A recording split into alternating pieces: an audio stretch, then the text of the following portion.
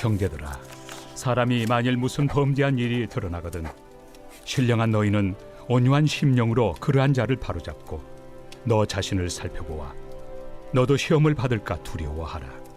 너희가 짐을 서로 지라. 그리하여 그리스도의 법을 성취하라. 만일 누가 아무것도 되지 못하고 된 줄로 생각하면 스스로 속임이라. 각각 자기 일을 살피라. 그리하면 자랑할 것이 자기에게는 있어도 남에게는 있지 아니하리니 각각 자기의 짐을 질 것이라. 가르침을 받는 자는 말씀을 가르치는 자와 모든 좋은 것을 함께하라. 스스로 속이지 말라. 하나님은 업신여김을 받지 아니하시나니 사람이 무엇으로 심든지 그대로 거두리라. 자기의 육체를 위하여 심는 자는 육체로부터 썩어질 것을 거두고 성령을 위하여 심는 자는 성령으로부터 영생을 거두리라.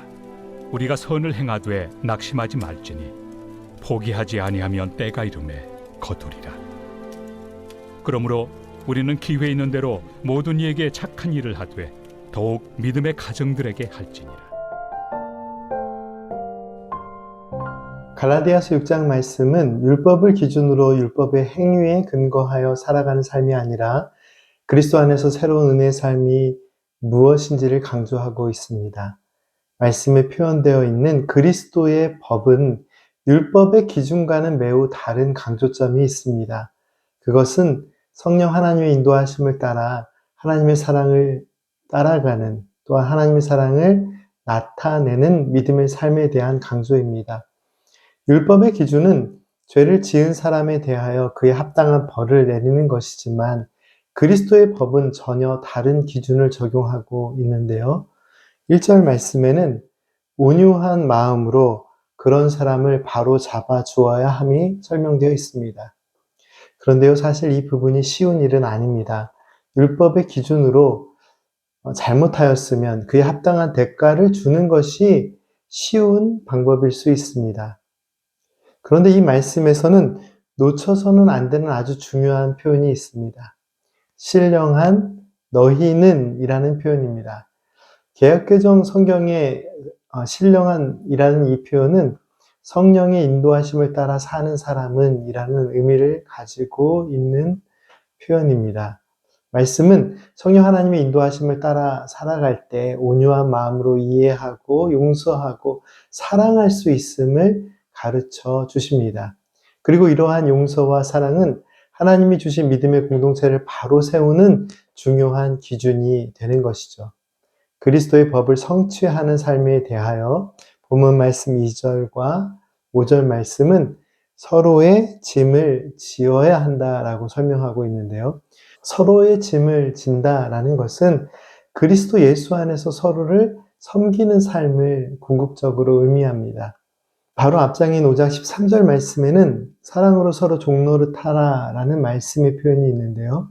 서로 종노릇하는 섬김의 삶이 오늘 본문 말씀 2절과 5절 말씀에는 각각 자기 몫의 짐을 지고 예수님의 사랑을 실천하며 섬기는 삶의 은혜로 표현되고 있습니다. 자기에게 맡겨진 일을 성실하게 감당하면서 하나님이 주신 기쁨을 누리는 삶을 통해 하나님이 주신 공동체의 삶은 더욱 성숙해질 수 있는 것입니다. 6절부터 10절 말씀은 성령 하나님의 인도하심을 따라 그리스도의 법을 이루는 삶의 모습들이 무엇인지에 대한 구체적인 설명이 있습니다. 6절 말씀에는 말씀을 가르치는 사람과 배우는 사람이 모두 하나님이 가르쳐 주시는 진리 안에서 서로를 격려하고 주님의 사랑을 나누는 모습이 언급됩니다. 그리고 7절과 8절 말씀은 성령 하나님의 인도하심을 따라 살아가는 사람은 정직하고 신실한 삶을 살아야 함을 강조합니다. 세상 속에 많은 부당한 일들은 심지 않았으면서 많은 것을 거두려 할 때 일어납니다.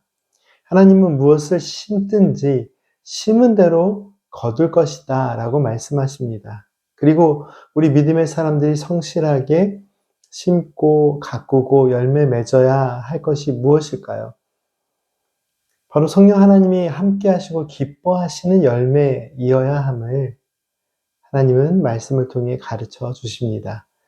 우리가 이 땅 위에서 살아가면서 필요한 물질적인 가치들이 있고 또 그것들이 삶을 살아가는데 중요하지만 한 가지 기억해야 할 것은 언젠가는 사라지고 썩어질 가치들을 영원한 믿음의 가치 위에 두고 그것들을 의지하며 살아가서는 안 된다는 사실입니다.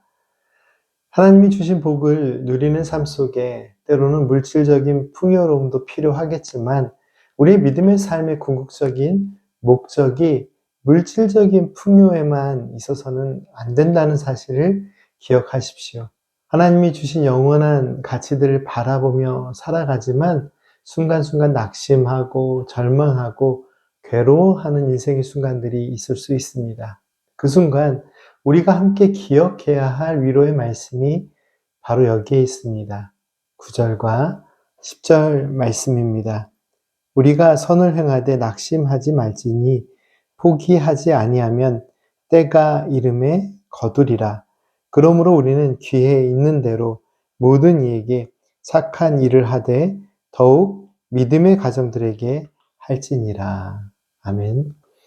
하나님께서는 사도 바울을 통해 우리가 선한 일을 하다가 어려움이 생겨도 낙심하지 말 것을 명령하십니다. 하나님께서 아시고 계시고 또한 살피시고 계시기 때문에 하나님께서 열매 맺게 하실 것을 이 약속의 말씀을 믿으며 굳건히 담대하게 살아가야 함을 가르쳐 주십니다. 우리 모두 어떠한 상황 가운데서도 낙심하지 말고 무엇보다 그리스도인은 성령 하나님이 주신 은혜 안에서 온유한 마음으로 다른 사람들의 형편과 상황을 돌아보고 성령님이 주신 생각과 뜻 안에서 하나님을 기쁘시게 하는 삶을 살아가야 합니다.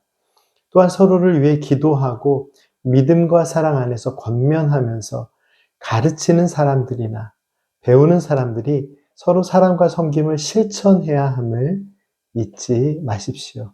함께 기도하겠습니다. 사랑의 하나님 감사합니다. 예수 그리스도 안에서 우리를 주의 자녀 삼아주신 큰 사랑에 감사드립니다. 주님의 사랑과 은혜를 받은 자로 저희들의 삶이 그리스도의 법을 따라 살아가는 삶이 되게 하시고 주님의 뜻을 따라갈 때 늘 정직하고 성실한 열매들을 구하는 삶이 되게 하옵소서. 예수님의 이름으로 기도드립니다. 아멘.